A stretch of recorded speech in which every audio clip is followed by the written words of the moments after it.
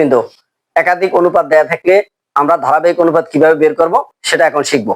ধারাবাহিক অনুপাত মানে পর পর যে অনুপাতগুলো থাকবে সেটাই ধারাবাহিক অনুপাত। দেখো আমাদের এখানে যে এই ক আর খ এর একটা অনুপাত দেয়া আছে, খ আর গ এর একটা অনুপাত দেয়া আছে, তার মানে দুটো অংশ। তাহলে প্রথমে দেওয়া আছে ক অনুপাত খ, সেক্ষেত্রে কত দেওয়া আছে 4:5। আমরা ইতিমধ্যে তোমাদেরকে শিখিয়েছি যদি এরকমের 2 বা ততোধিক অনুপাত দেওয়া থাকে সেক্ষেত্রে ধারাবাহিক অনুপাত বের করার জন্য আমরা দুটো লাইন খালি রাখবো। এরপরে দেখো খ আর গ,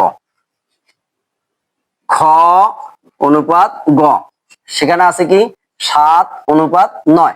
আমরা ইতিমধ্যে শিখেছি যে যে অনুপাত দুটো দেওয়া থাকে একটা পূর্ব রাশি আর একটা উত্তর রাশি।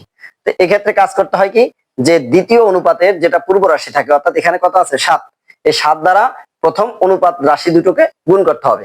যেমন এই 7 দ্বারা যদি গুণ করি 4 গুণ 7 অনুপাত 5 গুণ 7, আমরা এটাকে গুণ করলে 4 7 28 অনুপাত 5 7 কত 35। এবার আমাদের খেয়াল রাখতে হবে এখানেও আমরা কিন্তু দুটো ঘর কি খালি রাখছি। এখানের শেষের যে প্রথম পূর্ব রাশি যেটা থাকে এটাকে বানাইতে হবে ওইখানকার প্রথমটার উত্তর রাশি সমান, তার মানে কি উত্তর রাশি কত 35। 35 বানাতে হলে এখানে 7 কত দ্বারা গুণ করতে হবে 5 দ্বারা, 5 7 কত 35।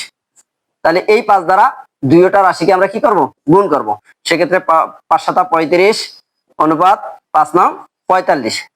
তাহলে অতএব ক অনুপাত খ ধারাবাহিক অনুপাতটা অনুপাত গ, আমাদের এই ক এর মান পাইছি কত 28 অনুপাত খ, খ পাইছি কত 35 অনুপাত গ, গ আছে কত 45। তাহলে এটাই আমাদের ধারাবাহিক অনুপাত।